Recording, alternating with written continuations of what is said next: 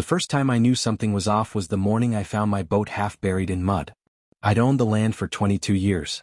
A sprawling 180 acres, tucked just outside the city limits of a place that had grown too fast for its own good. What used to be pastures and hardwood groves had been replaced with tight-packed developments, all sharing names that tried to sound rustic. Whispering Pines, Deer Run, Meadowview Estates. I used to laugh at that. Not a single deer left. The pines whispering were a row of dying ornamental trees shoved between fences. But they crept closer every year, and then one morning the creeping stopped. They were here. Whispering Pines Phase 4 was the final push. The developer had bought the old McGrady land across from mine and turned it into 73 beige homes with stone facades and two-car garages. What made it worse was that they'd created their own HOA, and that HOA had somehow wrangled its way into local politics fast enough to gain annexation rights over the bordering private roads. My gravel driveway was now under review. Their board members started dropping letters in my box with smug little logos and paragraphs written like legal threats. One of them, a woman named Patricia Keene, had the gall to suggest that I repaint my barn to match the community palette. I didn't reply. I figured it was just suburban bark, no bite. I was wrong. The lake wasn't just a pond or decorative feature. It had been part of the original ranch since 1910. My grandfather stocked it with bass, catfish, bluegill, and once even crappie. I'd maintained it out of respect, but also because it was mine. I fished there every Sunday without fail. Didn't matter if it rained or froze or boiled with summer heat. My rod and I were a team. I kept a fold-out chair, a cooler, and a little shack with a bait fridge by the shore. It was sacred space. Unbothered. Unwatched. Unshared. Until the HOA came. The first sign was subtle. A posted sign on a crooked stake, private HOA boundary, lakefront access pending.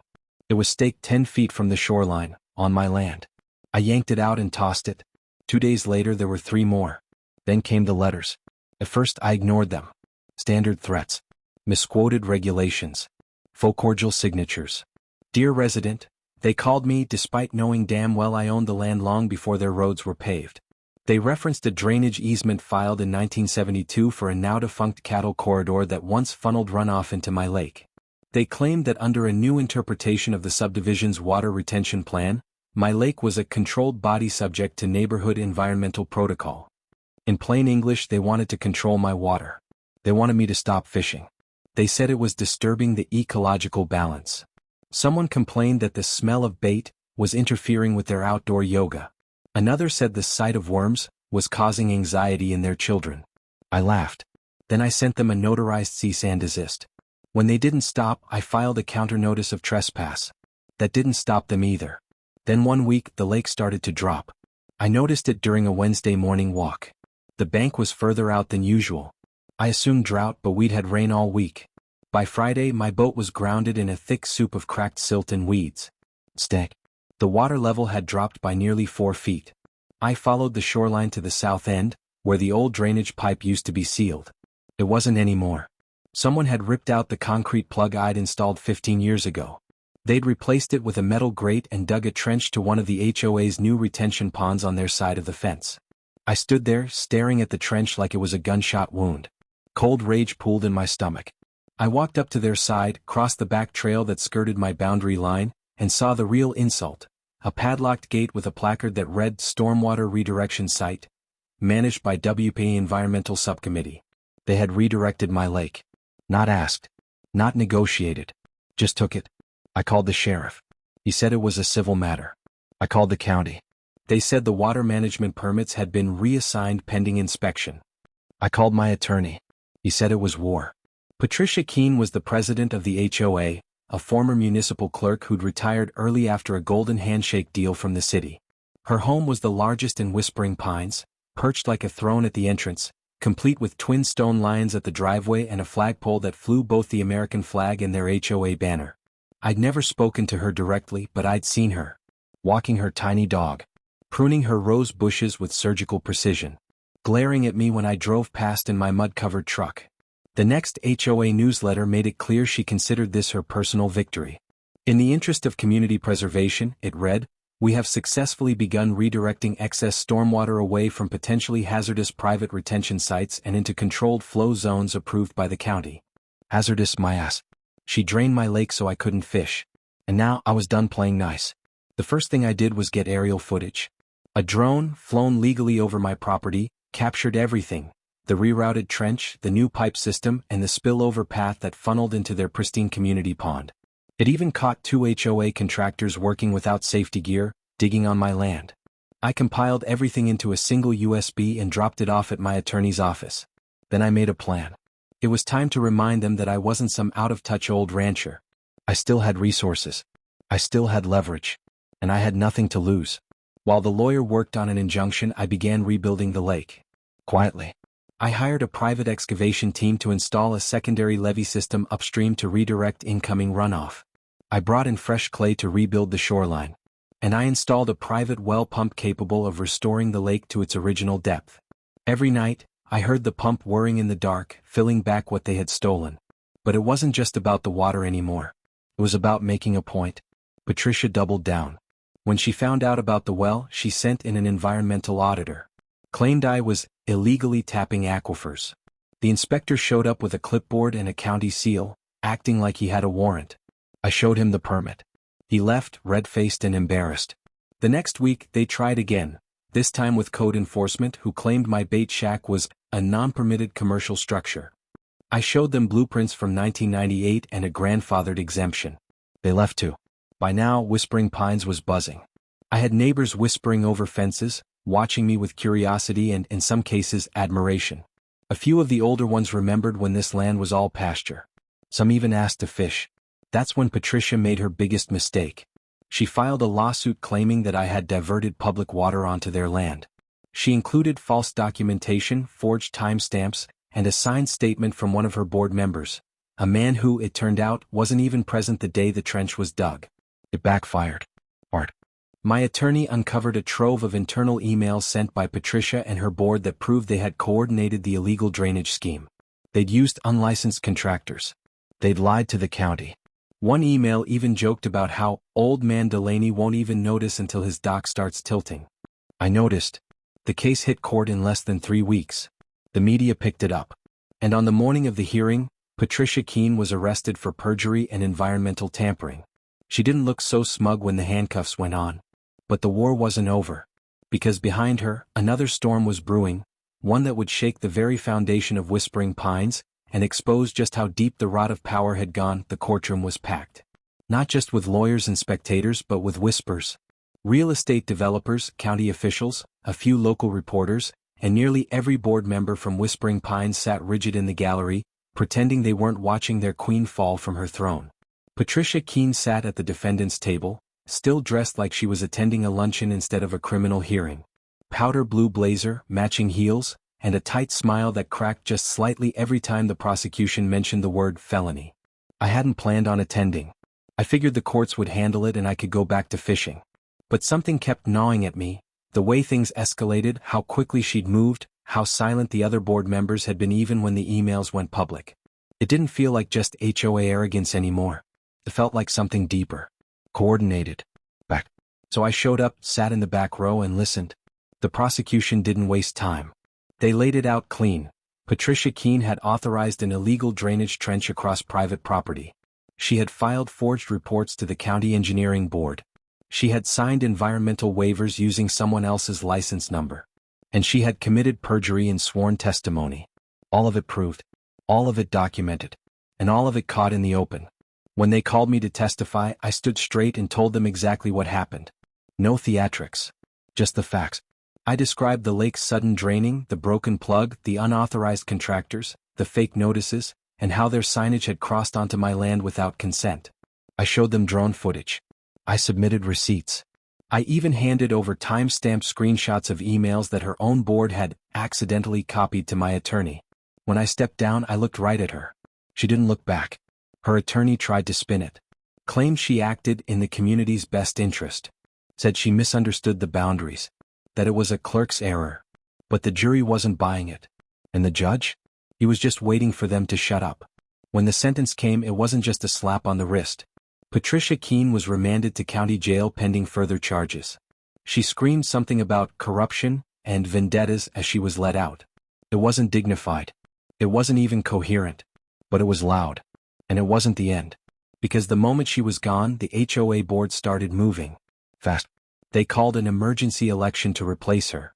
They appointed a new president, Leonard Marsh, a quiet, beady-eyed man who had served as treasurer.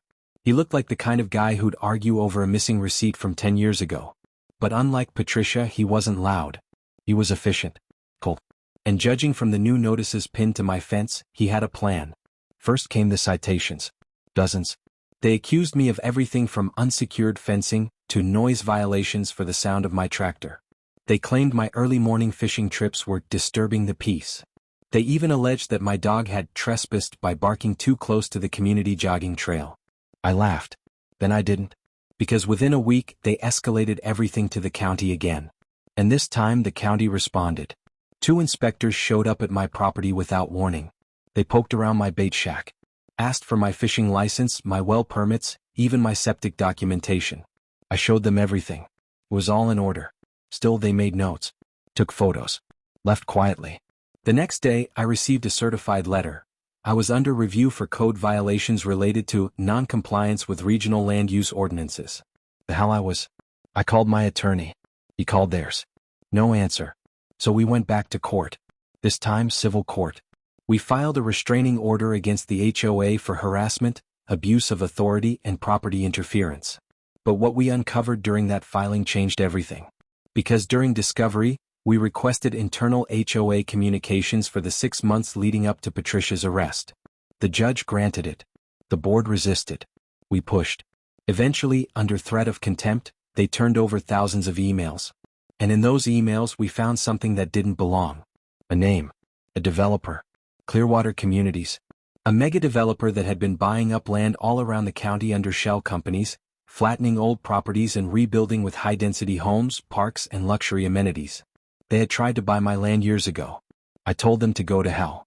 But apparently they hadn't given up. One email from Patricia to Leonard, dated 8 months before the trench was dug, read, "If he won't sell, we make it harder to stay. Draining the lake would force compliance. He'll either cave or move." Another email, marked confidential, had an attached purchase offer from Clearwater for the lakefront portion of my land, pending that the lake be declared inactive and environmentally unstable. They were trying to kill the lake on paper so they could buy the land cheap. And the HOA was helping them do it. I sat in my truck after reading that, staring at the printout. My hands were shaking. Not from fear. From fury. They hadn't just drained my lake to be petty. They were working hand in hand with developers to break me. So I did the one thing they weren't prepared for. I went public. I uploaded the emails, the footage, the court filings, everything. I posted it to every community group, every forum, every homeowner thread in a 50-mile radius. I contacted a local news station that had covered Patricia's arrest. I gave them the new evidence. Within 48 hours, my story was on every regional outlet. HOA in league with developers to force homeowner out, the headlines read. And just like that, the tide turned. Whispering Pines was in chaos. Residents demanded meetings. Protested outside the clubhouse. Leonard tried to issue statements but was shouted down. Board members started resigning. One even came to my fence in the middle of the night, apologized, and gave me a USB of documents he said he couldn't hold on to in good conscience anymore. On that drive were blueprints. New ones. Showing the entire lake area slated for subdivision as future mixed-use development. With restaurants, a walking trail, a new water feature that wasn't even real, and stamped at the bottom was the name, Clearwater. They had planned this for years, but they never planned on getting caught. The new public outrage forced the county to launch an investigation into Whispering Pines HOA. They froze their accounts, seized records, audited their financials, and what they found was even worse. Misused dues, hidden payouts, forged permits, and kickbacks from contractors tied to Clearwater. It was a house of cards and now it was falling. But I wasn't done. Because Clearwater had pushed too far and now I had the ammunition. I contacted a federal land use lawyer out of Dallas. Showed him everything. He smiled like a man who just saw gold. Said we had grounds for a full-scale RICO case if we could prove conspiracy to extort land through fraudulent means. It wouldn't be fast, but it would be brutal. Meanwhile, my lake was full again. Crystal clear. Teeming with fish. Peaceful. And this time, I installed cameras, motion sensors, a silent alarm system, and a legal notice posted on every tree that read, "This land is under federal protection pending investigation. Let them come now." Because they thought they could take everything from me with threats and fake fines.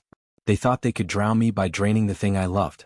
But they forgot what happens when you poke a man who's got nothing left to lose. I didn't just want revenge anymore. I wanted to end them. And that's exactly what I was going to do. The first thing I noticed was the silence. Not peaceful silence.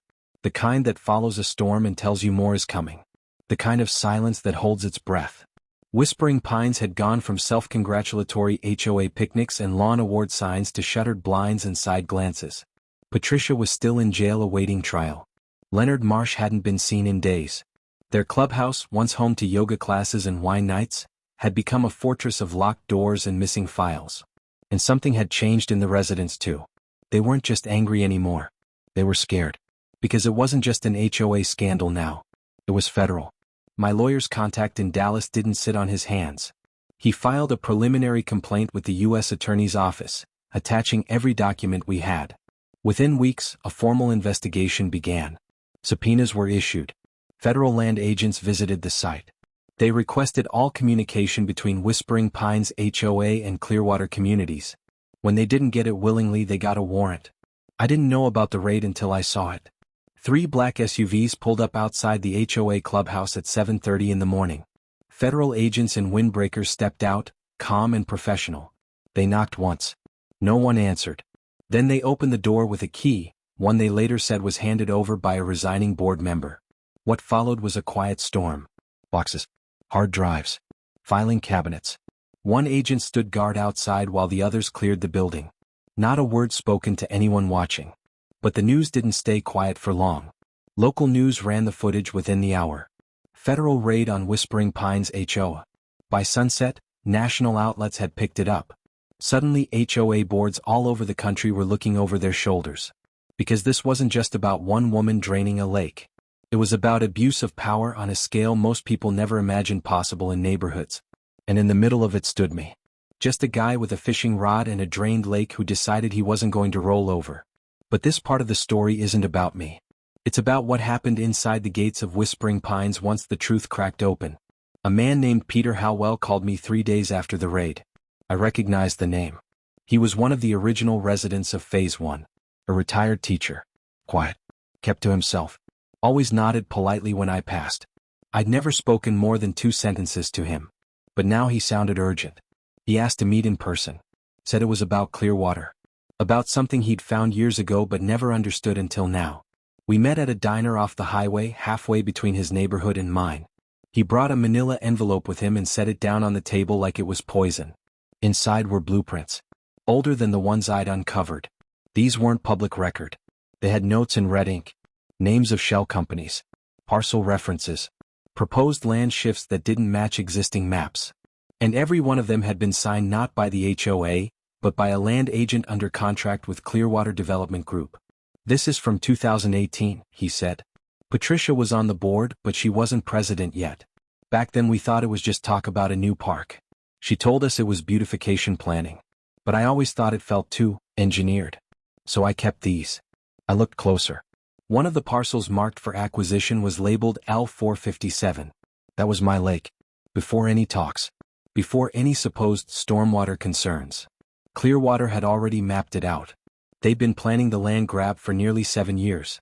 Howell handed me one more document. A contract between Clearwater and a landscaping contractor that included provisions for transitioning water features.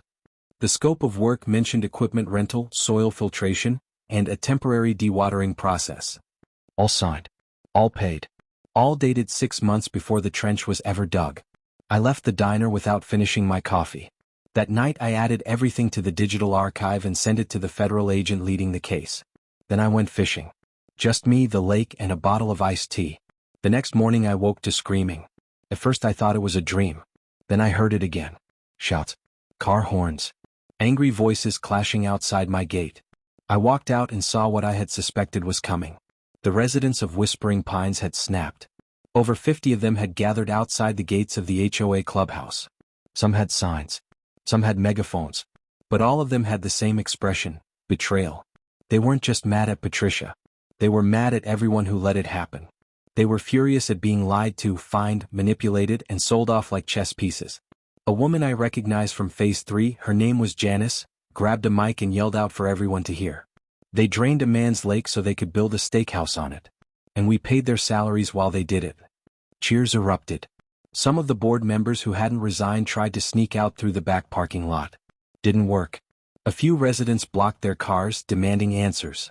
One of them was holding a stack of HOA fee invoices with bright red stamps marked late. He burned one in the parking lot. The crowd cheered again. And then it all turned. Not into violence, but into defiance. Dozens of homeowners marched to their homes and began taking down HOA signs. They ripped out lawn compliance markers, pulled down banners. One man even spray-painted, "We own ourselves," across the main community billboard. And just like that, the Whispering Pines HOA was dead. They didn't know it yet, but they were finished. The next day, the remaining 5 board members all resigned. Leonard Marsh disappeared. No statement. No apology. And then came the arrest. Not all of them, but enough to send a message. 3 former board members were indicted for wire fraud and document forgery. 2 Clearwater contractors were charged with trespassing, illegal excavation, and conspiracy to manipulate land valuation. Federal agents raided one of Clearwater's satellite offices in the next county over. They seized computer servers. Frozen assets. Developers panicked. Projects halted. Clearwater stock took a dive so hard it triggered alerts on Wall Street. The lake became a symbol. Not just for me, but for every homeowner who had ever been bullied by a committee that acted like a government. People started emailing me from all over the country. Florida, Arizona, Oregon. They sent stories, photos, HOA fines for ridiculous things like leaving a bike visible for 10 minutes. One woman said her HOA tried to evict her over the color of her child's wheelchair ramp. I didn't know what to do with it at first, but my lawyer had an idea. He said the public interest had crossed a threshold. That with the media exposure, we could bring class action suits against Clearwater and HOAs that had partnered with them. But more importantly, we could push for legislation. Real change. So I let him draft the petition. He called it the Lakefront Bill. Simple language. Clear goals. Limits on HOA power over landowners. Restrictions on third-party developer influence. And most importantly, a clause requiring full transparency for any infrastructure changes near private land. We launched it online. Within 48 hours, it had 100,000 signatures. By the end of the week, it passed 500,000. The lake was quiet the morning I heard it had been introduced in state legislature. I sat by the edge, baiting a hook, watching the mist roll over the water like it was trying to apologize for what it had been through. A neighbor walked down the path. Peter Howell again. He had a fishing rod in one hand. He didn't ask. He just sat beside me. "I haven't fished in 40 years, he said. I handed him a cold bottle of tea. There's no better time to start again. It started with a phone call. I was out at the lake, waist deep in the shallows, fixing the southern dock post that had come loose during last week's storm. The water was calm. The air smelled of wet cedar and the faint sweetness of morning grass. I'd gotten used to ignoring my phone when I was out there. But that morning something made me check. Maybe it was habit. Maybe instinct. The number was out of DC. I let it ring. Then picked up on the final buzz. The voice on the other end introduced himself as a legislative aide to Senator Margaret Colton of Texas. I didn't know her. Not personally. But I remembered the name from news segments. Pro-regulation. No nonsense. Built like a freight train in a power suit. She wanted to meet. They didn't say why, but I already had a good guess. Word about the Lakefront Bill had traveled fast. Too fast. The petition that started as a quiet protest had crossed 1 million signatures in just 2 weeks. HOAs from coast to coast were on the defensive. Some tried to discredit the story. Others pretended it wasn't about them. But homeowners knew better. They had lived the harassment. They had paid the fines. They'd been threatened for wind chimes, gardening choices, flag placements, even for putting a rocking chair on the wrong side of a porch. Senator Colton's office flew me out 2 days later. I wore my cleanest flannel, boots polished but still dusty. I wasn't here to impress anyone. I was here to tell the truth. Her office wasn't flashy. Just efficient. Real wood. No marble. She didn't waste time. "You're the lake guy," she said, shaking my hand. "I've been called worse." She smiled. Then motioned for me to sit. For the next 90 minutes I told her everything. From the trench they dug to drain my lake, to Patricia Keene's arrest, to Clearwater's forged blueprints, and the federal raid on Whispering Pines HOA. I showed her the whistleblower documents. The maps. The developer communications that proved this wasn't an isolated incident. It was a system. She took notes. asked questions, cross-referenced facts with her staff in real time. And when I was finished, she leaned back and said one word that told me everything I needed to know. Good. A week later, I was standing in front of the United States Senate Committee on Residential Oversight and Urban Development, testifying under oath. Cameras pointed in every direction, microphones catching every breath. They introduced me by name, not just as a landowner, but as a representative of over 1.3 million petitioners across the country. I looked out across the room and told my story, not just about the lake, but about what it meant. About how HOAs had started as neighborhood helpers and mutated into shadow governments. About how developers exploited landowners through backdoor deals, hidden clauses, and regulatory loopholes. About how families had lost homes, dignity, and sanity to overreach and unchecked authority. When I finished, there was silence. Then came questions. Senators from both sides of the aisle asked how common this was. I told them more than they'd like to hear. Some acted surprised. Others not so much. One even confessed his own brother had been sued by an HOA for planting native grasses instead of approved lawn sod. That was the moment it shifted from policy to personal. Within the month, the lakefront bill had gained bipartisan sponsorship. The hearings continued. Experts testified. Whistleblowers emerged from states I'd never set foot in, Arizona, Georgia, Nevada. Developers who once walked tall were now appearing in court under federal subpoenas. Clearwater tried to survive.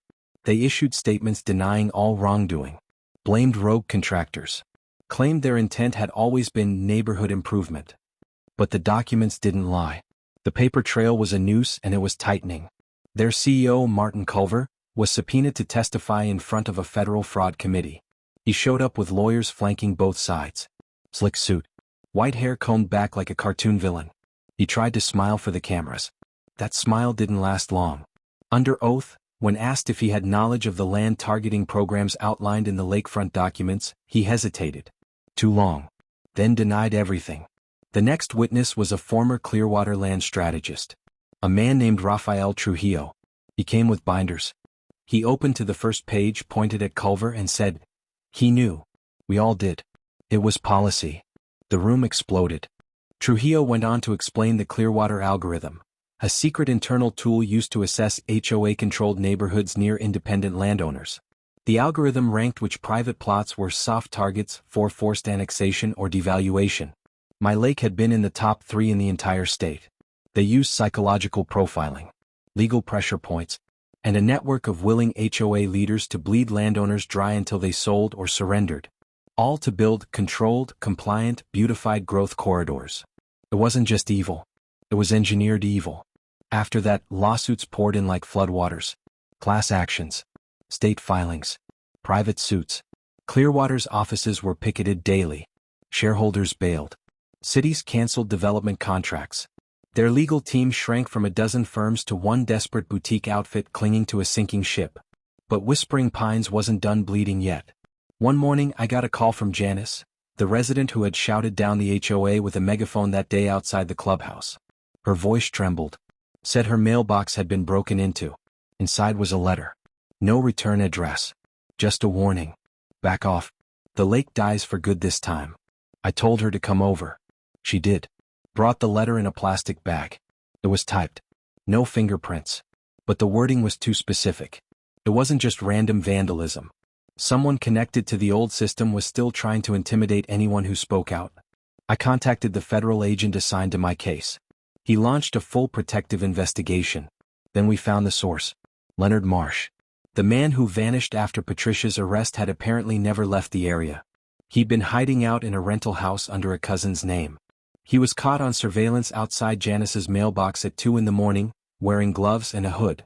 When the FBI finally arrested him, they found files in his home, maps, email printouts, photos of my lake, my house, even my truck. He hadn't disappeared. He'd gone underground, trying to build a case against me, to make me seem unstable, to smear my name and flip the narrative before the court of public opinion could decide otherwise. Didn't work. He was charged with stalking, evidence tampering, and obstruction of justice in an ongoing federal case. And with that, the last piece of the Whispering Pines cabal fell. The residents voted to dissolve the HOA completely. They held a bonfire behind the old clubhouse. Burned copies of fines, notices, board letters. Someone printed out Patricia's original newsletter declaring the lake a hazard. and tossed it into the flames. The irony was perfect. I was invited to speak. I stood there in front of families, kids on shoulders, neighbors with lawn chairs and coolers, the air thick with smoke and relief. I said only this. I didn't start this to win. I started it to stop losing. But somewhere along the way we proved something. That no matter how small they try to make us feel, we are not powerless. Cheers broke out. Someone handed me a fishing rod wrapped in red ribbon. I held it up and laughed. It felt right. That night, the lake shimmered in the dark. Quiet. Full. Alive. But I knew this wasn't the end.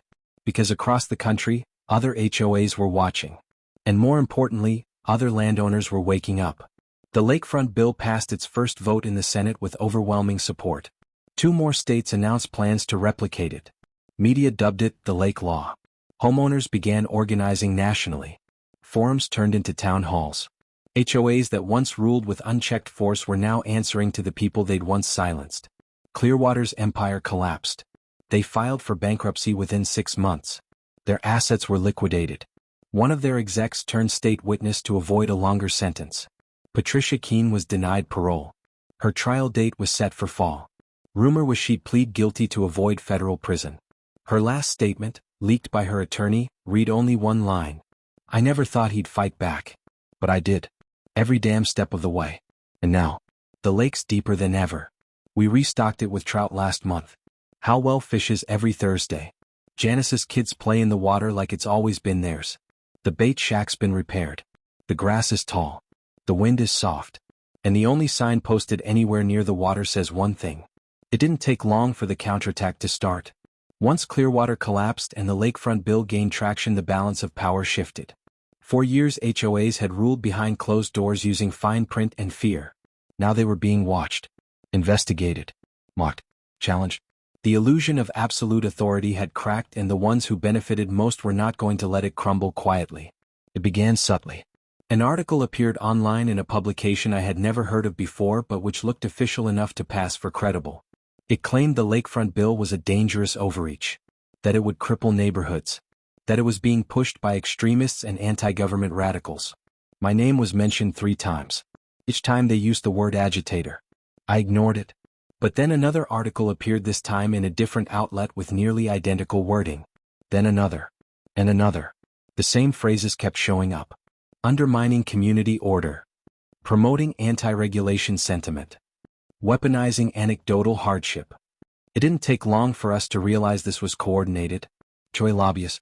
They were everywhere and better funded than we thought. These weren't just retired board presidents or local officials.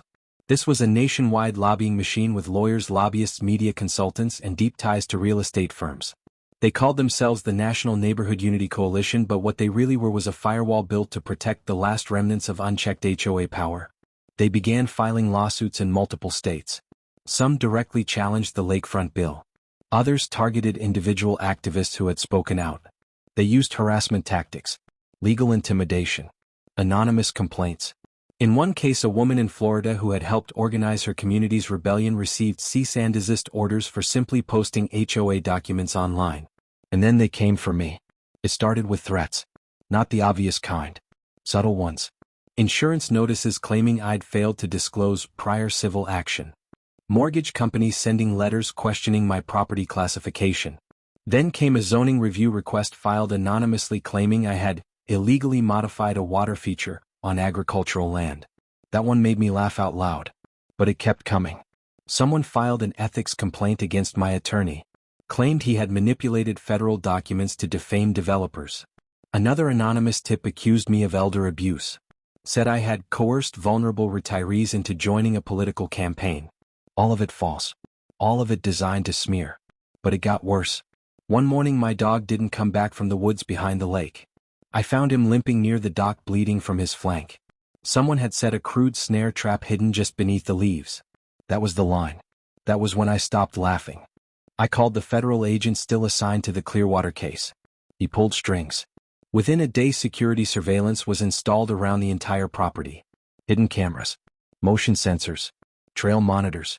Within a week we caught a man in a black hoodie trespassing just past the southern ridge line. He had a camera, a small drone, and a walkie-talkie. He was arrested on the spot. His name was Kenneth Wells. He was a private contractor tied to a so-called neighborhood defense initiative funded in part by the very group that had been writing the hit pieces. We traced payments back to a legal fund sponsored by developers and several major HOA consulting firms. They were spying, collecting, trying to build a case against me or bait me into making a mistake. I didn't. Instead, I went louder. We organized a national live stream. Not some flashy production. Just me sitting on my dock at sunset talking to every homeowner who had ever felt trapped in their own house. I told them about the lake, the trench, the silence, the sound of frogs coming back after the water returned. I told them I wasn't a politician. I wasn't a rebel. I was just tired of being told what I couldn't do on the land I paid for. The feed crashed twice from too many people joining. Over 200,000 watched it live. The next day I was on the front page of 3 newspapers and trending on 2 platforms I barely knew how to use. That was when the phone rang again. Only this time it wasn't a senator or a neighbor or a lawyer. It was a man named Bryce Torrance. He was a former HOA president from Colorado who had resigned years earlier after what he called a moral split. He told me he had watched everything unfold and that he had documents. Lots of them. He said if I was serious about exposing how deep this went I needed to see them. We agreed to meet halfway in a small town in Kansas. I drove through the night. Brought nothing but a recorder, a notebook, and a friend who used to work in private security. You didn't meet a man like Bryce without backup. He arrived right on time. Tall, lanky, nervous, but steady. He slid a briefcase across the table. Inside were file folders labeled by year and city. Some were marked with red tape. Those were the important ones. They contained emails, contracts, HOA board meeting transcripts from associations across 4 states. They showed the same patterns. Developer deals done behind closed doors. Resident data being sold to third parties. Legal memos suggesting aggressive pressure strategies to force non-compliant homeowners to sell or move. This has been happening for decades, Bryce said. What they did to you was just the version that finally got caught. I asked him why he kept the documents. He looked me dead in the eye and said, because I was them. And I hated who I became. I brought the documents back to Texas and handed them directly to the federal investigators. They expanded the case. Again. By now I had become a face they couldn't scrub. They tried. They said I was dangerous. That I wanted to abolish order. That I was a threat to community values. But the truth had its own legs now. Other landowners began stepping forward. 1 in Utah. 2 in North Carolina. A woman in Nevada who had secretly recorded her HOA president admitting they manipulated violation notices to force old residents to sell. A retired Marine in New Mexico who had been fined for flying a flag and then sued when he refused to take it down. We created a network. Not just a message board or a newsletter. Coalition. Landowners United. Every person in it had been wronged by a system that used community as a mask for control. We hosted online meetings. Organized legal resources. Published guides. We didn't sell anything. We didn't raise funds. We just showed people how to fight back. Legally. Smartly. Calmly. The lakefront bill passed in 2 more states. Then 5. Then 9. The opposition ramped up. TV debates. Paid experts. Former mayors calling us a threat to property values. But the people knew the truth. Because it wasn't just about lakes anymore. It was about freedom. The last straw came when one of our members, an elderly man from Illinois, was arrested for refusing to allow an HOA contractor onto his land to install a shared sidewalk. The man had paperwork proving the land was private. They did it anyway. He blocked the bulldozer with his truck. They called the police. He was dragged away in cuffs. On camera. That video went viral. Within 3 days protests erupted in over a dozen cities. People who had never heard of HOAs now saw them for what they could become. And in the middle of it all was me. Not because I wanted it, but because they made me the symbol of what happens when one man says no. I still fish the lake. Still mend the dock when storms pass. The water's deeper now. Not just in inches, but in meaning. A neighbor carved a sign and posted it near the old trail where Patricia once tried to build her stormwater redirection. It reads, "The lake they tried to bury fed the roots of a movement. And now it's too wide to stop." The building was tall enough to block out the sun for a moment as I stepped inside. The Capitol Subcommittee Chamber for Residential Land Oversight wasn't supposed to be this important, but today it felt like the center of everything. Cameras lined the walls. Reporters swarmed the lobby. Security guards scanned everyone twice. Some said it was overkill. But they weren't the ones who had spent the last 2 years fighting the machine. This was the final hearing before the federal vote on what they were calling the National Landowner Rights and HOA Regulation Act. We called it the final lakefront bill. And they were ready to kill it. I took my seat at the witness table. To my right sat Janice from Whispering Pines. To my left was Peter Halwell. Behind us were 3 senators who had sponsored the bill and about 50 faces I didn't recognize but knew had suffered under the same HOA tyranny in states from coast to coast. Then the doors opened. And in walked the reason we were all still fighting. Martin Culver. He wasn't in a suit this time. He wore a tan vest, dark jeans, and that same smile he always used when things didn't go his way. The former CEO of Clearwater Communities was no longer running anything publicly, but everyone knew he was still pulling strings behind the curtains of the last resistance. His testimony had been requested by the opposition committee and somehow approved. He sat down directly across from me, nodded, then waited. The chairwoman called the hearing to order. And the storm began. Culver started with the usual script. Called the bill overreaching. Claimed it was a federal invasion into local governance. Said HOAs kept neighborhoods clean, safe, and orderly, and that this bill would lead to chaos. He listed statistics. Mentioned property value trends. Quoted law professors. And then he mentioned me. Called me an emotional landowner with a personal vendetta who had built a mob of angry extremists and now wanted to destroy peaceful neighborhoods in the name of a single bad experience. I didn't speak. Not yet. But I could feel the temperature in the room shift. Then they called me up. And I told the truth again. Not just about the lake. Not just about Patricia or Leonard or the fake letters or the private spies. I told them about the retirees who had been fined into foreclosure. About the veterans sued for flagpoles. About the families who were evicted over garden beds. About the parents threatened because their child's wheelchair ramp hadn't been pre-approved by a color compliance subcommittee. And then I looked at Culver. You say this is about peace, I said. But we've lived under quiet warfare for decades. You didn't build order, you built obedience. And now it's over. He didn't smile after that. The hearing ended in dead silence. 3 days later the vote went to the floor of Congress. Passed. By a landslide. The final lakefront bill became law. And everything changed. Over the next few months state after state followed suit, creating versions of their own reform acts. Federal regulators issued new compliance frameworks. HOAs were stripped of their ability to issue fines without judicial review. Developer partnerships were made fully transparent. Landowners were guaranteed open access to legal recourse and protected from unauthorized zoning shifts. But that didn't stop the last few holdouts from making noise. Especially one group. The American Housing Order Coalition. Formed in secret by a group of real estate lobbyists, disgraced HOA officials, and former Clearwater board members, the HOC started pushing misinformation everywhere they could. They claimed the lake story had been faked. That I was part of a foreign-funded land seizure scheme. That the entire movement was a political hoax. They went all in. They even forged documents claiming I had once been cited for animal neglect 20 years earlier. The story blew up for about 24 hours before being completely debunked. Still, they had what they wanted. Doubt. But they made one mistake. They got greedy. A leak came out through a disillusioned board member from one of the HOA's organizing branches. His name was Daryl Monroe. He uploaded everything. Emails, financial logs, communication with lobbyists, and one file that stunned everyone. A transcript of a private strategy call between Martin Culver and over 50 board members. In it, Culver admitted the long-term plan was never to maintain order. It was always to flip properties. He referred to older residents as transition assets. He said families who refused upgrades were roadblocks. And most damning of all, he joked about draining my lake again just to prove a point. That was the final nail. The HOC collapsed within a month. Culver was arrested again, this time not just for conspiracy but for perjury, obstruction, and racketeering. He was indicted under a reactivated RICO investigation that swept up over 40 former HOA leaders, developers, and contractors across 9 states. Some ran. Some flipped. Most cried on the stand. Whispering Pines became a ghost story in HOA training manuals.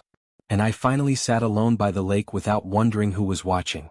The water rippled slow and steady. Halwell still came by to fish now and then. Janice was elected to the new township board created to replace the HOA with actual community leadership. The old clubhouse was turned into a library. They named it the People's House. And me? I got letters. Dozens a week. From homeowners. From lawyers. From state officials asking for advice. I never asked for that. But when I saw a boy from Georgia send me a photo of his mother smiling beside her untangled garden for the first time in years, I knew it was worth it. because it wasn't about revenge anymore. It was about balance. It was about reminding the powerful that their walls won't stand if built on broken backs. And about reminding people like me that we have the right to live free on our land without fear of threats, fees, or lies. The lake still stands. The dock still creaks. The water is full. And somewhere far from here in a quiet courtroom, a judge reads the name Martin Culver aloud and asks him if he has anything to say before sentencing. He says nothing. Because men like him only speak when they have power. And today he has none. They tried to drain the lake to stop me from fishing. Now their empire is empty. And the only thing rising is the water. If this story struck a chord with you, and you believe more people need to hear the truth, hit that like button. And subscribe so you don't miss what's coming next. This was just the beginning.